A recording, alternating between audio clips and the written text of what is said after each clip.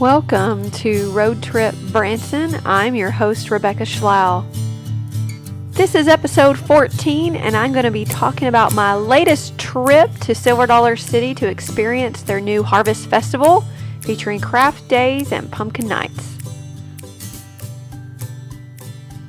Hello, my faithful listeners, all two of y'all. I must be killing it these days. I'm back for like a third episode in a week or something. Like this is crazy. I'm getting out of control with this podcast. And excuse my cold. I either have a cold or allergies. I can't really tell. It's just my voice is going to be muffled by. It's going to be more nasally than normal. Yay! So for those who already hated my voice, you'll hate it even more now. So let's just dive right into today's topic, which is the Harvest Festival at Silver Dollar City. We took a family trip up there last weekend. We went after my kids got out of school on Friday, drove up there. It's about a 4.5 hour drive or so with some stops, and we stayed all weekend and left Sunday. Now, we only went to Silver Dollar City on Saturday. We did do all day there to kind of maximize our trip, and then we came back. So it was, for us, it was a very, very short trip, and that is hard for us. We're used to staying multiple days. So I knew going into this little trip that it would be, it'd be kind of quick and down and dirty and a little bit chaotic, but ultimately it was a lot of fun, and I am glad we did it. I knew I really wanted to try out the Harvest Festival, and it was just a good time to go because my husband was off on the weekend. So that's when we chose these dates. Also, we're big Halloween people at our own house. We have a huge yard display, and it's really inconvenient if we're away any of the weekends in October, since we have people come by our house on the weekends in October, so it just was going to be inconvenient. So this day in September worked out great. So I'm speaking to you on October the 3rd, and we were down for the opening weekend of the Harvest Festival at Silver Dollar City. So it was just a few days ago. We started off the trip by looking for a place to stay. Now, I like to try different places. One of the reasons I like to try different places now is because I want to review it on this podcast. So I'll go a little bit into where we stayed because it was a brand new place to us. This time we chose to stay at the Cliffs Resort. I chose this place because of its proximity to Silver Dollar City. I knew that since we were staying only 2 nights and we're only going to have 1 day at Silver Dollar City, I wanted to maximize my time.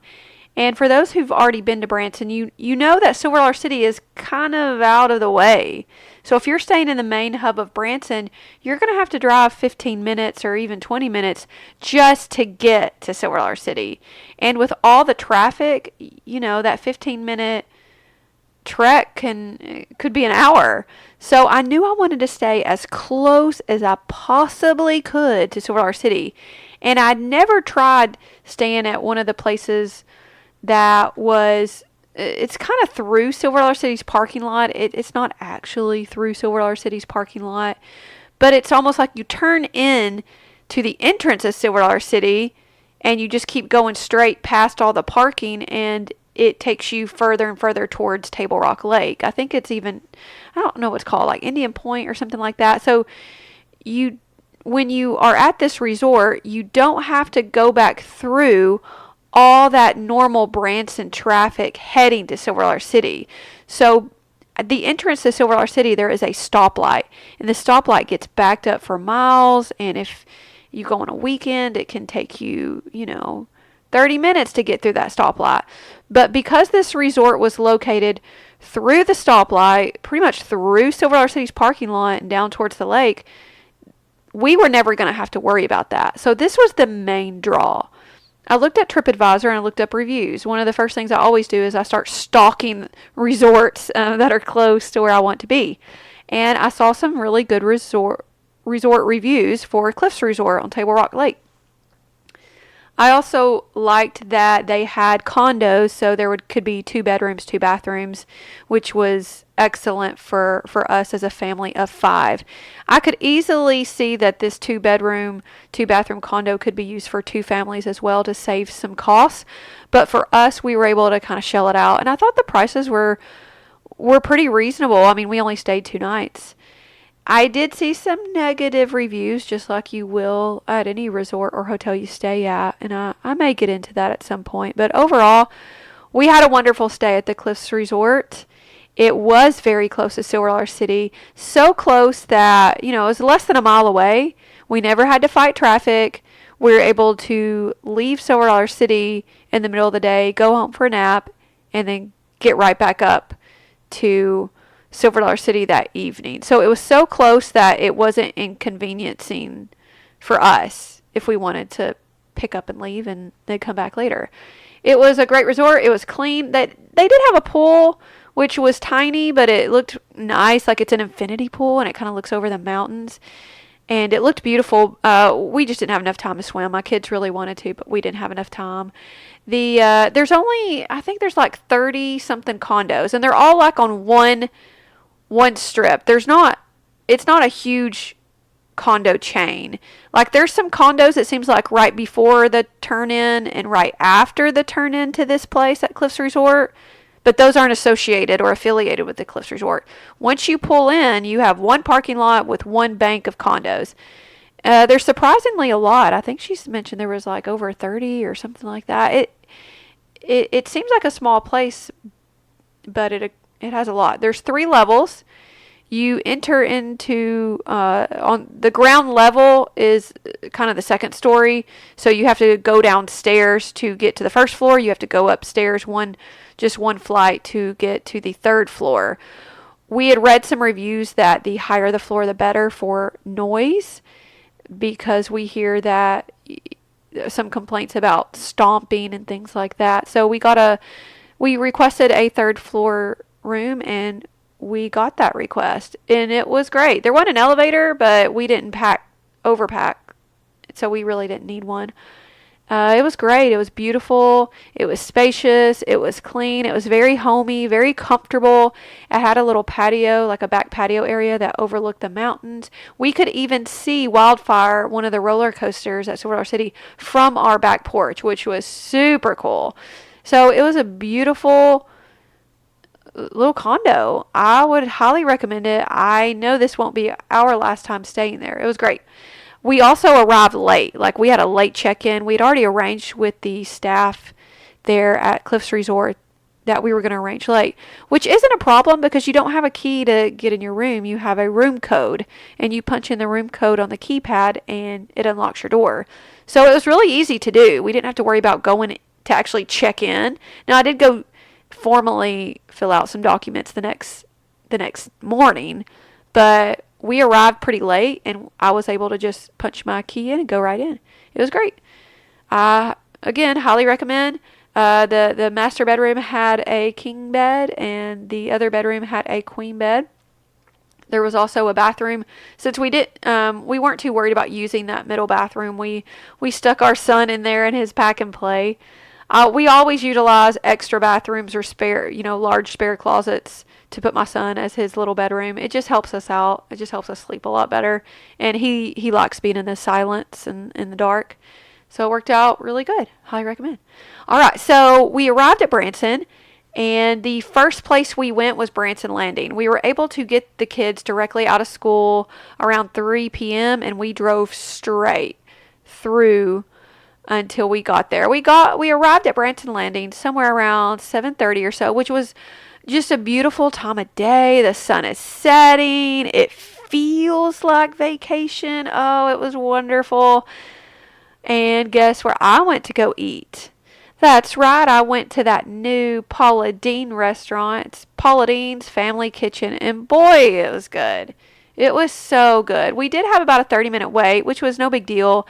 They gave us a text message when our table was ready, and in the meantime, we went to the candy store like we do before most trips, really kick off. We go to the candy store. I use candy, for those who aren't aware, I use candy as a bargaining chip, as a punishment, as a reward. So I always let the kids pick out bags of candy pretty much day one or day two of trips. So they went to the candy store, picked out their candy, and by that point, it was time to go to our table. They were super nice and friendly. Like the atmosphere, I'm trying to figure out what the atmosphere feels like inside.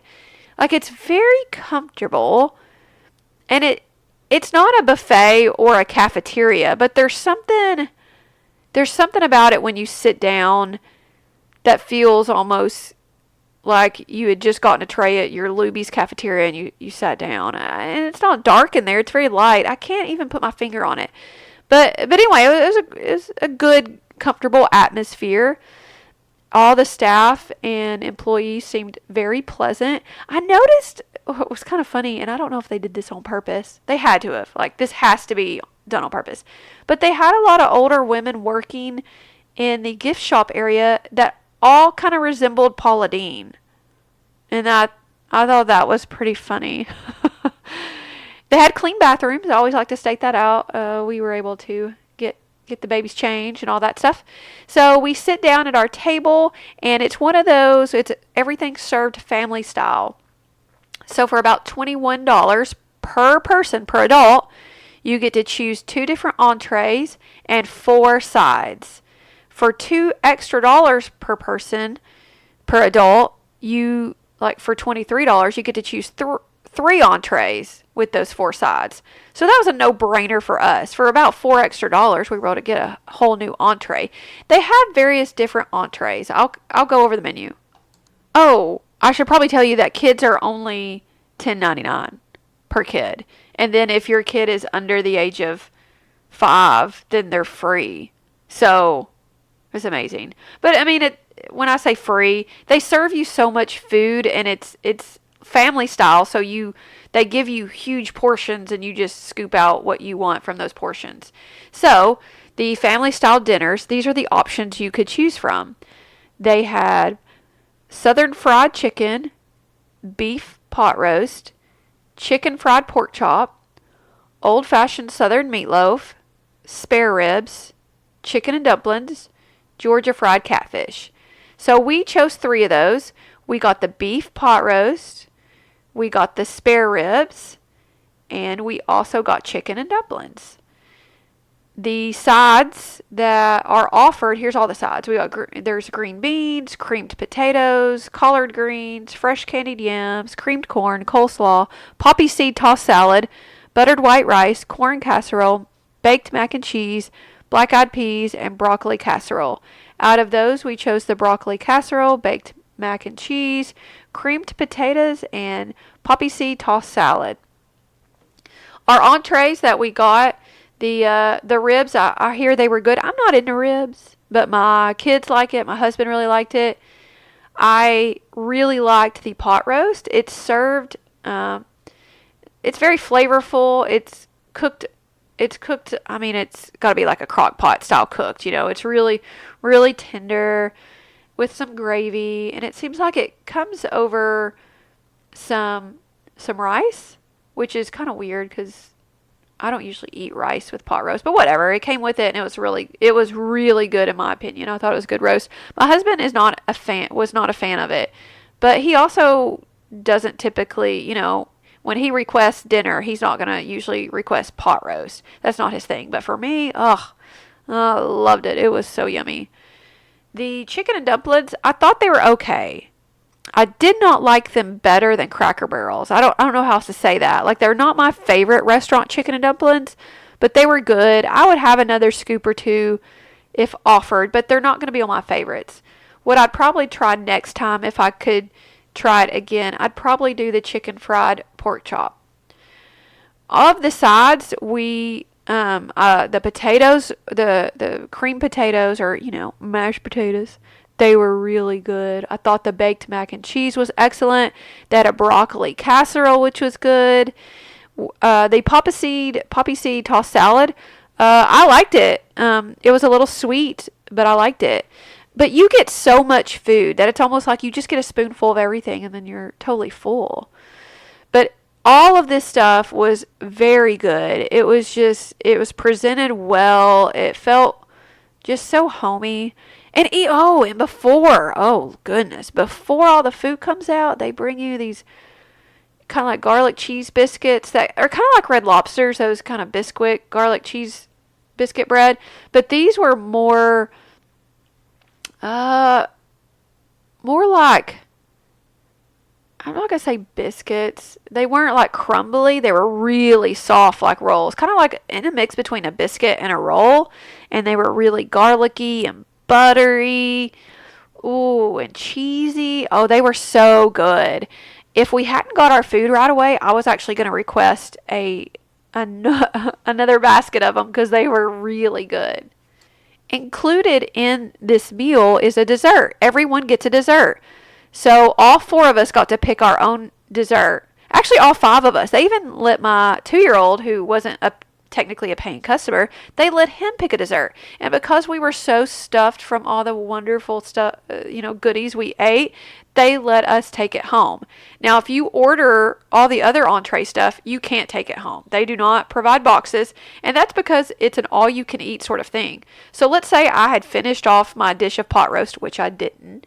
But if I had finished it off and wanted more, they would have brought me another dish of it. Or if I'd eaten all my mashed potatoes, they would have brought me another dish of it. Same thing with any of the food we got. They would have just kept bringing us more if we wanted to. And so because of that, they don't allow takeout boxes. So kind of a bummer because I really like taking leftovers home and eating it. But the consolation prize here was that they did allow us to take our desserts back. Now, for dessert, we had the option of peach cobbler, banana pudding, or ooey gooey butter cake. The choice you need to make, guys, is the ooey gooey butter cake. Don't choose the cobbler. It's nothing special. It really isn't. It's the cobbler. It's kind of like that drop cobbler where you do like a cup of milk, a cup of butter, a cup of flour, and then you pour the batter in and you throw the peaches on top. So it's a really simple, I think it is. I think it's one of those really simple cobbler casseroles. It just lacked much flavor in my opinion, and the peaches were canned peaches, and I really like fresh peaches in cobbler. But the ooey gooey butter cake was awesome. The banana pudding was good. I know Paula Deen is famous for her pudding, but I think mine's better. I'm just going to be honest. But it was good. I mean, I ate the pudding. But the best thing there is the ooey gooey butter cake. Now, if you take it home, they send it with you like a little package, like a little cookie sleeve that it comes in. So I advise when you get back to your hotel or you get home, just warm it up a few seconds in the microwave, and it is super good. Highly recommend. Okay, so the following day was going to be our only full day here, so it was going to be our Silver Dollar City day. Now, we already have season passes, so I wasn't worried about it. If I didn't have a season pass, I was going to pay, I don't know, around $70, $75 for me and around $65 for my kids, just with some tax added. But we already had our season passes, so we did not need to. Because our resort was so close, I didn't have to follow my general rule of leaving the hotel like an hour and a half early. I did not have to do that. Yay! In fact, I left a little late, in my opinion, like for me. By the time we got in, it was right when, pretty much 2 minutes before the park opened. I like to get there early. So, for instance, that day was a 9:30 opening. So all the rides and everything would be open at 9:30. But they start letting people in the actual, front of the park at the very top of the hill. They let people in around 8:30. And that is a great time to do a little shopping, get some coffee, get a little snack. That's a great time to utilize if you can. And they always start the opening with the Pledge of Allegiance, and they do the national anthem, which is really nice. And we paid a premium parking. We have a season pass, and we had to pay $10. But because we were earlier than a lot of people, we didn't have to park too far away. We always pay for parking. There is free parking there. And if we didn't have a huge double stroller that wouldn't fit on a tram, we wouldn't pay for parking. It's not worth it. We would just catch an easy tram, and that'd be it. We also don't like waiting in lines. And so anytime there's a line, even if it's for a tram in a parking lot, we don't like to do it. So for us, it's worth the $10, But if you just have a single stroller, or you happen to have a double stroller, but it's easy to collapse and take all your stuff out, then by all means, just pay for free parking and catch the tram in. That's actually probably easier. But we bring so much stuff. We always bring our poncho bag just in case it rains and just in case we need to cover our stroller. We bring so much stuff that it would be way too much of a hassle to try to fold it all up and put it on a tram or a bus. So we pay for parking, $10. We walk up there, easy peasy. We get in, and immediately at Silver Dollar City, you can tell that it is decorated for fall. Fall foliage everywhere. Pumpkins everywhere. I think I watched something that, like, a few days before the Harvest Festival opened, there was like this delivery of like 5,000 pumpkins, and people were just scrambling to find places to put them. I mean, these are real pumpkins. Now, not all the pumpkin displays are going to be real pumpkins, but there were definitely, I saw hundreds of real pumpkins, and it's just nice. It felt like fall. It felt exactly how you want it to feel. I was talking to my friend Caroline the other day, and we both kind of agreed that, like, when we think of Branson, this is exactly the type of Branson we think of. When we think of Branson, or we think of even fall, like autumn, we think of places like Branson. There is just something about this comfortable, fall, cozy feeling about Branson, and Silver Dollar City was not short on cozy feelings. We loved it. Because we had arrived early at what we call rope drop, right when the rope drops and they allow people in, right at opening, that means there were no lines for the rides. Our priority as a family is to ride all the big attractions we want to ride first, because those are the ones that are going to fill up with long lines. So the first thing we did, and I encourage you to do if you want to ride this ride, head straight for Time Traveler. Now, two out of three of my kids can't do Time Traveler, so we went to a play area and we rode the Flooded Mine, which is very close. Flooded Mine, if you don't remember, it's kind of like it's a dark ride, what we call a dark ride, because it's like inside. It's not an outside ride. You ride in a little boat and you see a bunch of prisoners and you have little targets you can shoot at. So it's great for those who want to shoot at targets and get scores. Like, it's kind of like a video game almost. But they have like these old animatronics. It's really cute. It's been there for so long. You can tell it's old. Whew, you can tell it's old. Some of the animatronics don't work anymore. But I kind of liken this to like a Pirates of the Caribbean sort of feeling. Anyway, we always do it. We loved it. We were the only one in our boat. There was a huge boat. We were the only ones, me and two of my kids. There was also, we went to the little tree house area there's a carousel. There's a sand play area. So we took those kids and we took turns going on Time Traveler with my oldest daughter. I did go on Time Traveler again. I have learned that I like this ride. I like this ride a lot. I always take my Dramamine, though. I don't try to push it. If I'm going to ride Time Traveler, I have to take Dramamine like 30 minutes before, or I'm going to be done. So I took my Dramamine like a good girl. But this time, I guess we'd never ridden in the back of Time Traveler. Like, this was my first time riding in the back. I'd always ridden in the very front. So this was my third time to ride it. And I rode the back. And I will, that's it, y'all. That is it.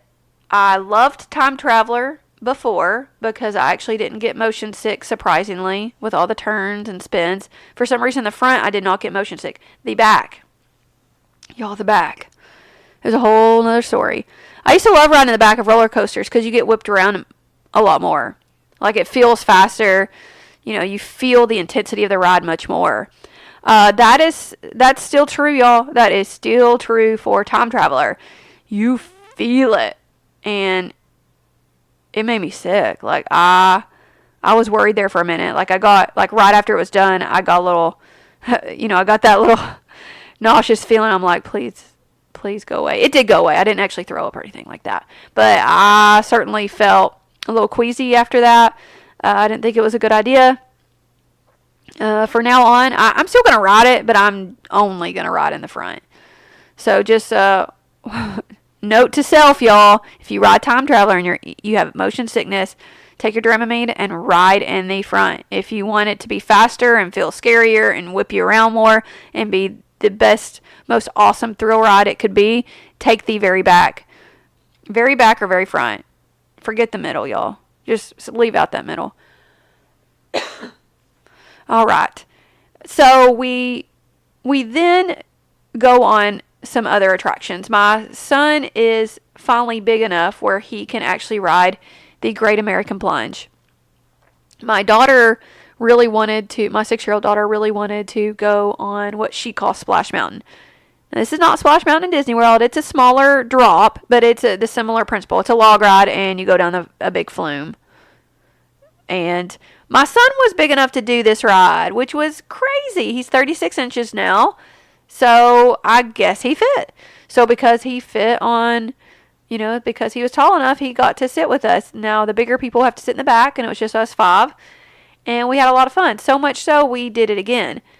We didn't want to be wet, though, and we did get wet the first time. Luckily, my shoes didn't get wet. We brought some spare shoes just in case. We always do. But the next time we rode on it, I made a point to put on our ponchos. My husband and my older daughter went on Wildfire. That is the other big thrilling coaster, or another big thrilling coaster that used to be my favorite before I got motion sick. But they went on that, and I took the 2 little ones back on the Great American Plunge. We did get on the train. I can't remember. It's like the Silver City Railway, Frisco line. I don't know what it is. It's the train. And it was over there by the carousel, by the flooded mine, kind of behind a building that was near Time Traveler.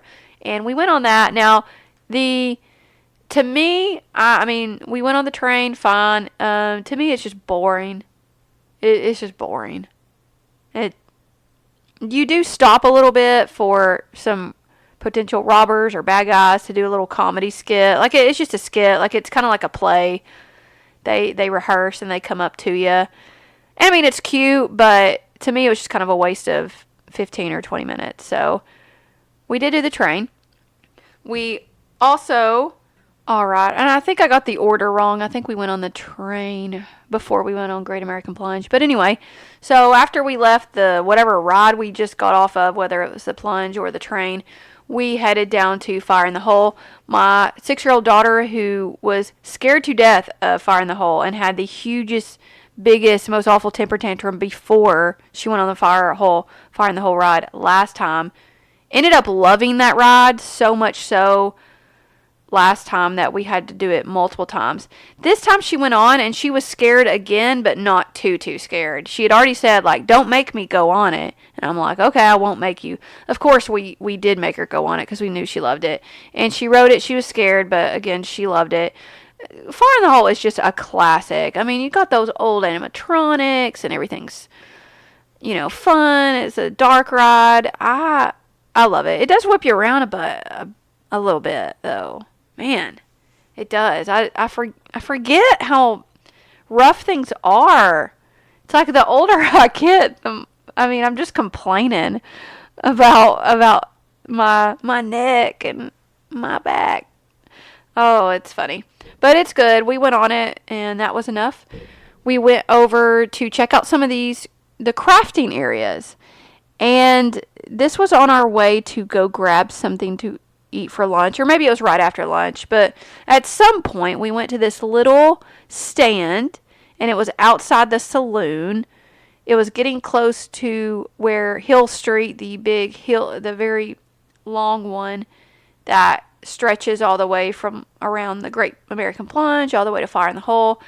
There's a little saloon there in the middle, and outside of the saloon to the side of it is a little crafting area, and he was selling pillowcases, burlap pillowcases, and they could be decorated and painted however you wanted to. There were a lot of Halloween themes that they were showing. You could get Christmas themed ones, you could get, just your name on it. They could be personalized, customized, but I saw one in, like I said, Happy Halloween with Harry Potter lettering. If you don't know what I'm talking about, like Harry Potter style lettering.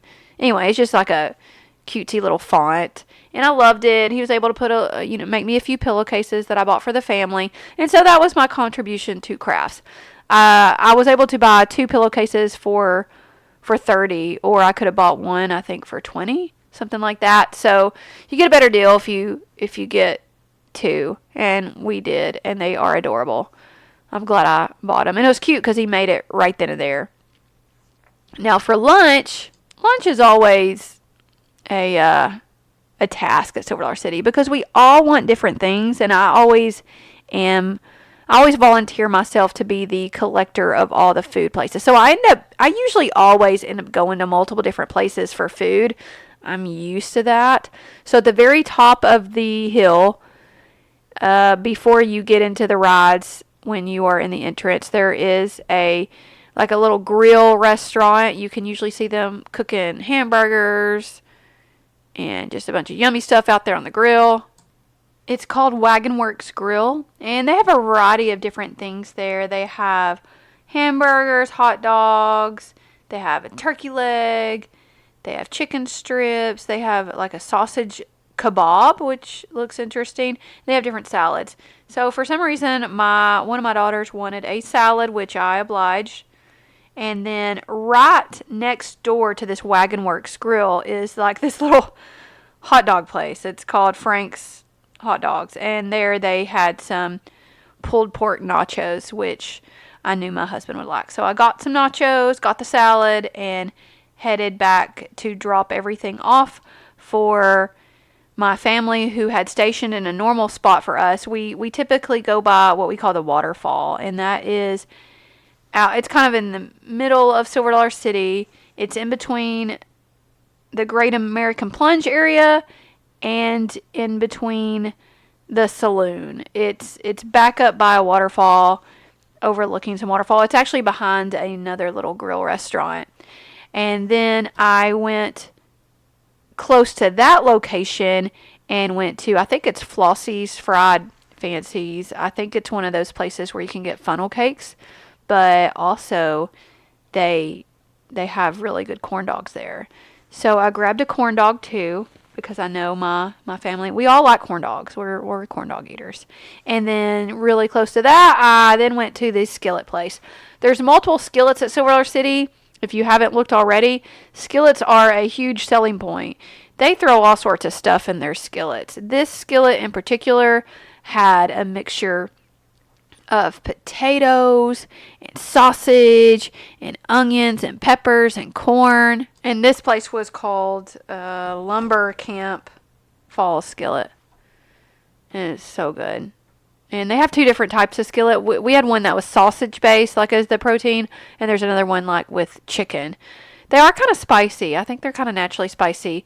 But when I do get a skillet meal, I always look for either the homemade potato chip place, or if you got one of those taters on a stick, that's kind of like potato chips on a stick. They give all this seasoned salt, all this flavoring. There's different options. So I do this every time. I take a little napkin and I shake whatever seasoned salt into my napkin, whether it's vinegar, salt and vinegar, whether it's, garlic, onion, or just seasoned salt. I get a little bit and I always put it like on my skillets. And luckily there is a homemade potato chip right next to this lumber camp place with the skillet. So I was able to just kind of mosey on over there and sprinkle a little of the good stuff on my stuff. And this is also a good way to make, if you like salt and vinegar like we do. Our family loves salt and vinegar. We had some French fries that we got from the corn dog place. Which, by the way, I do not think they give you enough French fries. By the way, Flossies. And they were kind of snippy with me too, because she got like this little scoop of French fries, which was fine. It was actually probably more than we needed, but to me it kind of looked short. And I was like, "Is that all the French fries?" And I said it in maybe a nicer tone than that. She's like, "Yeah, that's all that comes with it." And I was like, "Oh, okay." And I didn't bother with it after that. But anyway, so some of those French fries, I went ahead and put some salt and vinegar flavoring on them. I just walked right on over, and it was super yum.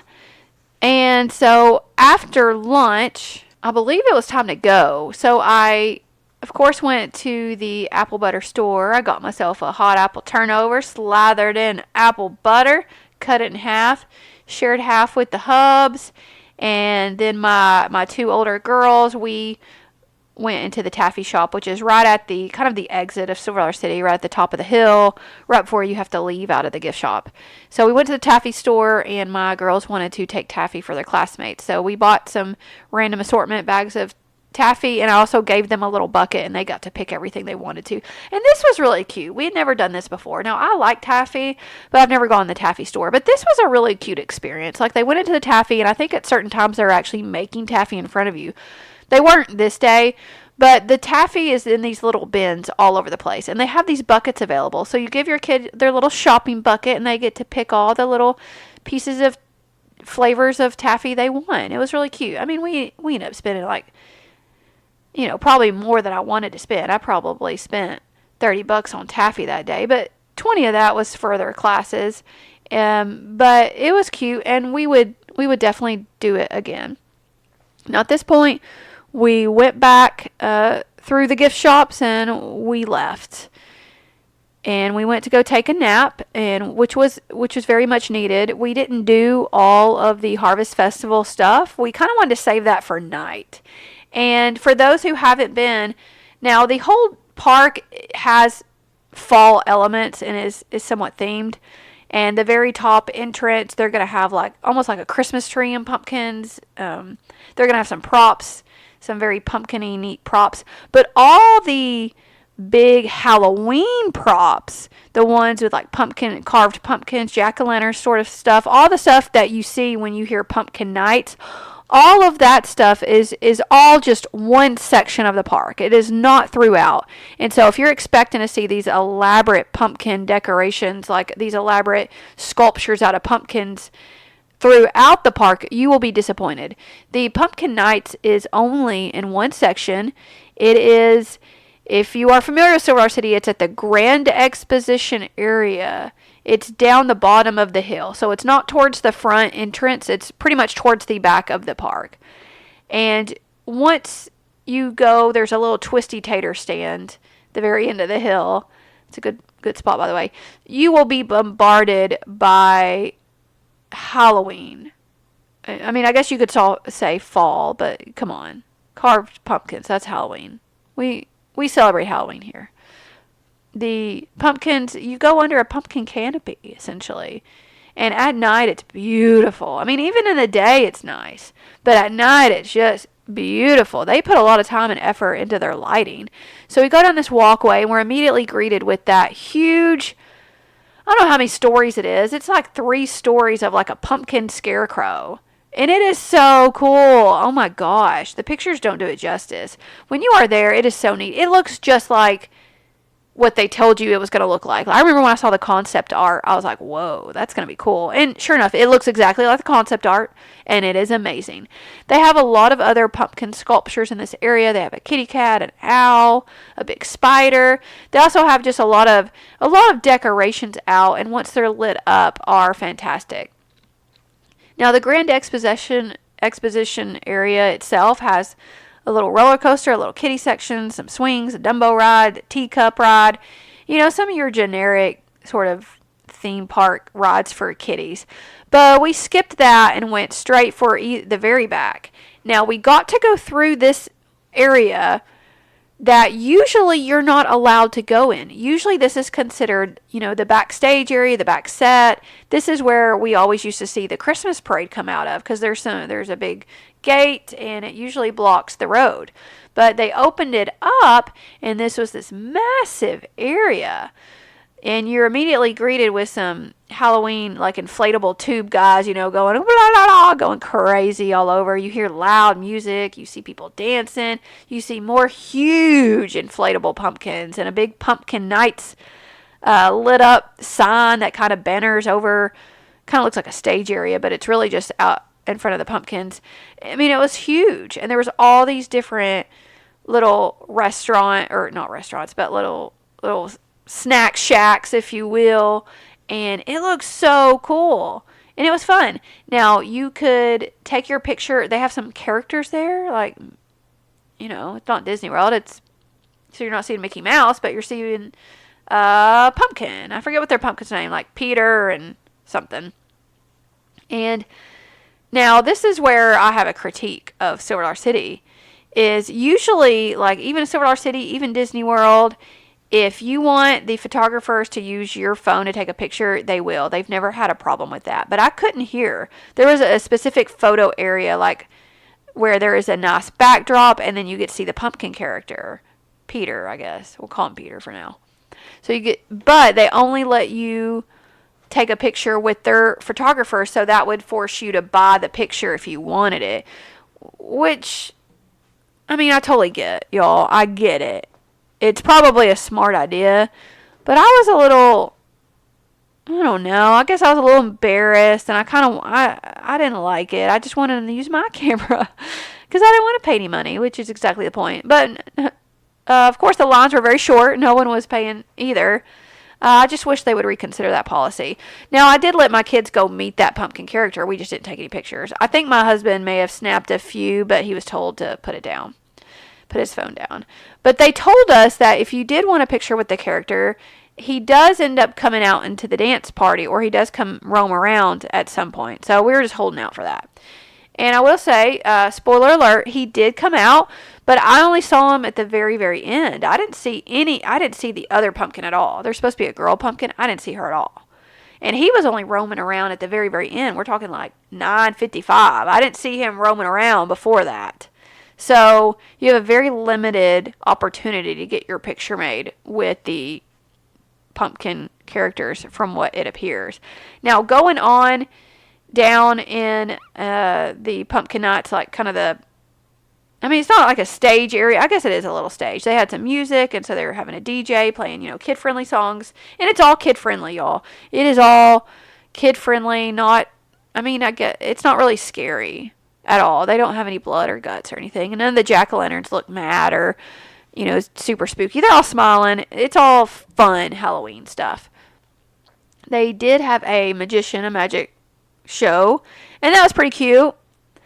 My kids watched it. They were entertained. Then they had a dance party, and I volunteered myself to go up and be one of the two moms to be in the dance competition.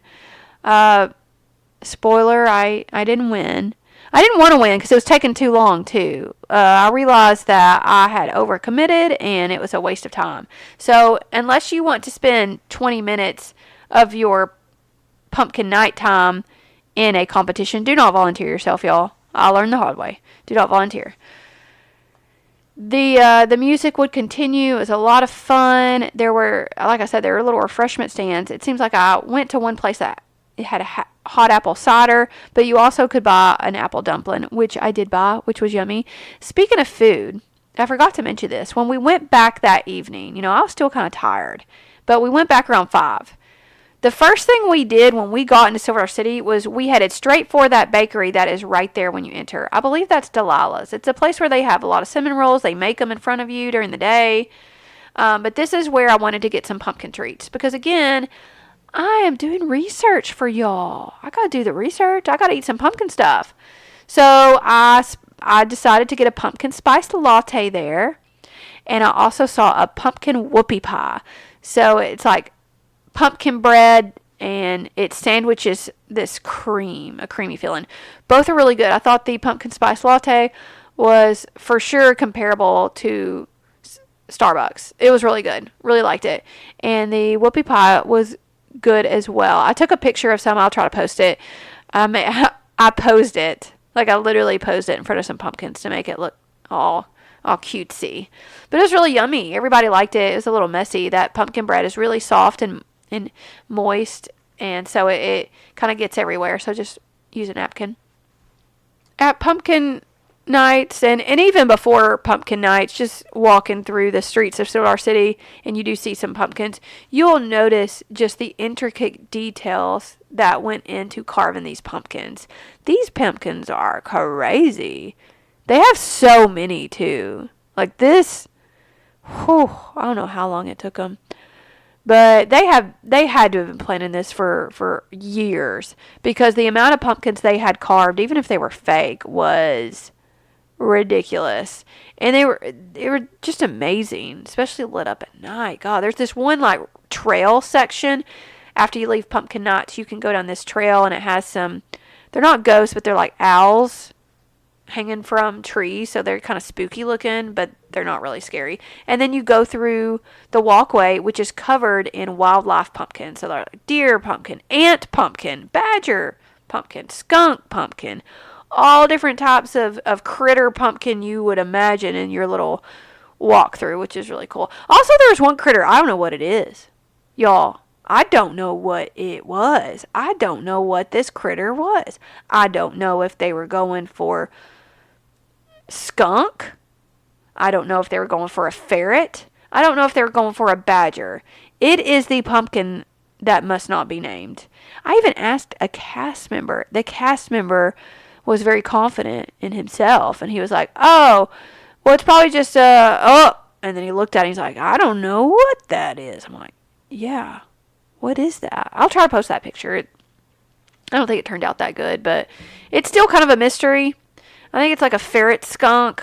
I'm not real sure. Maybe a hybrid, but it's really cute. So overall, the experience at Pumpkin Nights was great. I had a great time. I didn't spend tons of time in that area. We did go do some of our normal stuff before it got too dark. Like we went to Fireman's Landing, did the drop thing, we did a little wagon that goes up, we did the playground. We did everything in that area first, like we normally do, and then we went to Pumpkin Nights and spent the rest of the time. We thought it was worth it. I mean, it's like another area of the park that has stuff to look at. I mean, it's beautiful, for one thing. It was crowded. It was a Saturday night, and it was the opening. It was crowded. We knew it was going to be crowded. We still didn't have crazy crowds to wait for rides, but you could tell a lot of people were there for Pumpkin Nights. So we enjoyed it, but you just got to manage your expectations. Don't expect it to be the whole park. Don't expect it that you're going to want to stay in the Pumpkin Night area for hours and hours. I mean, I think it's best to go at night, and that's when I would go. I think we ended up going around 8, maybe even 7:30, something like that. Like we went when it was darker or getting darker so that we could see all the lights. And it was really good timing for us. We did eat dinner at a little quick service location down there. I think we had some loaded fries. We had maybe some chicken strips, stuff like that. Before we left, I made sure to take some pictures with a lot of the pumpkin figures. And I will say that throughout a lot of Silver Dollar City and some of the attractions, they do have these pumpkin figures that are like right outside the candy store. They had a baker pumpkin that was making food and candy. And right outside of Time Travel, they had a big Time Traveler pumpkin guy. Like he's got a silhouette like of a man, but he's made out of pumpkins. And so those were all over the place, not just in Pumpkin Nights. So we made a point to take a few pictures of those. We stayed till the end, and I recommend staying till the end. About 9:30 was a great time. There were hardly anybody there. And we were able to get some really good pictures of just the decorations. We went to this little kiddie section of the Grand Exposition, which has this little frog ride, this little butterfly ride. And those guys, I mean, it was only 9:30, but you could tell they were so inconvenienced by us. Like, they did not want more people. They had already packed up. They were ready to go. They were only there because they had to be. And the guy working the frogs, he was nice about it, but you could tell he was disappointed that people came in his area, so he had to do the rides. He was talking about, yeah, I'll let y'all ride one more time. I mean, keep in mind, the park closes at 10. It's 9:30. To me, this is prime ride time. Like, this is when we need to get stuff done. But he's like, yeah, I'll let y'all ride another time. We're closing it up down here. And I was like, oh, okay. But me being me and knowing how theme parks work, I made sure I asked the very pointed question. So I said, oh, okay, so this part of the park closes before the rest of the park. This part closes down at 9:30. This part closes early. I wanted to make sure he understood that I knew what time the park closed, and I just wanted to know for sure if it closed early, because I didn't have anything else for my little son to do at this point. He'd already done all the rides. We needed to stay close to the big swings. This was just the perfect ride for me that's not going to cause motion sickness. So, and then once I said that, he he became a little bit more open to the idea that, yeah, you can ride what you want. We're not closing down just yet. But he made a point to say something about to someone else, like, oh, yeah, it's a lot of paperwork. We got to shut it down. But once I was like, oh, can we ride again? I mean, he obviously said yes and wasn't going to try to say no. But you could tell he was still a bit disappointed we were there. Now, this other guy working at the butterflies, which is simple. It's a Dumbo ride. It's just some butterflies. He had already turned his light off. He has this little booth. Like, it's almost like a little ticket booth to get in. It's not there's no tickets, by the way. But it's like a little booth. He had turned his light off. He was the most uninviting. He sat down. He was not wanting to get up. When we walked down, I had to say something to him, like, oh, are you open? And then he turned his light on. We were his worst nightmare. It's 30 minutes before close, and he really wanted to get out of there. He did not want us to go. And it was very apparent by his non-existent, pleasant attitude. He was down to business. I mean, we were able to get on. I'm not saying he treated us rudely, but he was not up to Silver Dollar City's par for employment attitude. I can tell you that right now. No one else was in line. There was one other kid that was riding along, and before I got out, there's no one else in line again, and I was like, can we just ride again? He was like, I guess, yeah, that's fine. Pretty much just like that. I'm like, okay. Because, I mean, there's no one else, and the park is not closed. And I've already kind of called out the other guy that I know what time the park closes. And if they shut this down 30 minutes early, I might tell somebody, y'all. I'm not one to stay quiet, but I like to get my money's worth. And this is part of the park that was supposed to be open. And I expected it to be open, and it was. But had I not done that, had I been less assertive, they would have shut it down earlier.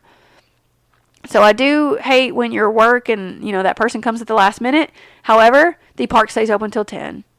So if it stays open till 10, I should be able to ride. And we did, and it was fine. And we still left around 9:50. It's not like we did pretty much stay till the very end. But, they had 10 minutes to do their stuff.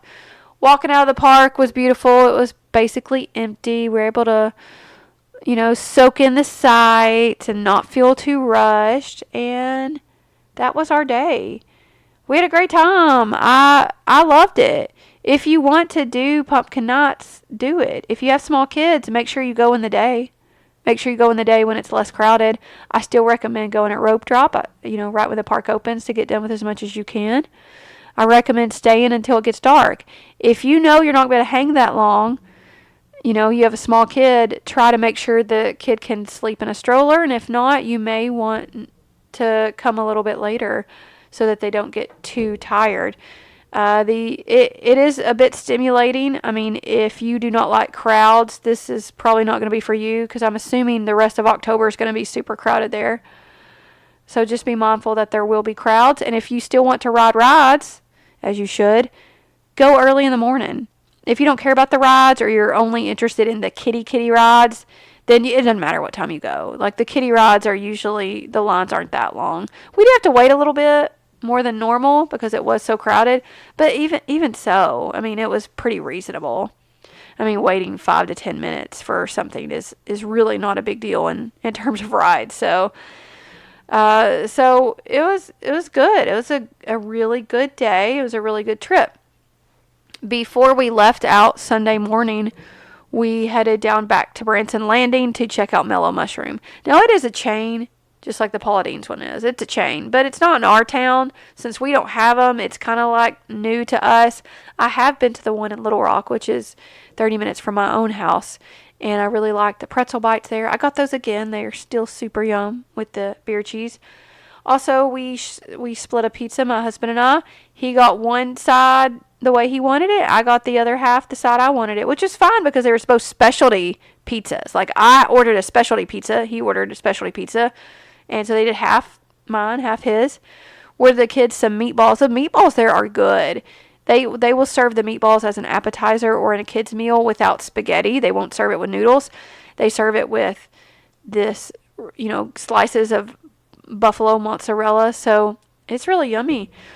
We enjoyed that. We'll definitely be back. It's a good pizza spot. It's a much needed pizza spot. It looks like it's going to be a great place for patio seating, sports, games, things like that. It's a real chill environment. I would recommend it. Okay, gang, so this is where I try to plug in the whole email me if you want to say something at roadtripbranson@gmail.com, or just send a message on that Facebook group. Sign up for my Road Trip Branson Facebook group. You can catch us out on Instagram at Road Trip Branson. You can follow up with my Disney World podcast at Road Trip WDW. There's lots of ways to get a hold of us. We love the interaction. We love it when y'all talk to us. We like positive reviews. Leave us a positive review. We would still love more positive, happy, good reviews on iTunes just to help us get a little bit more attention. I like attention. I need good reviews to get good attention. Alright, I'll stop now. I'm getting a little tired. So that's going to wrap it up. Thanks for checking in to Road Trip Branson. See you real soon.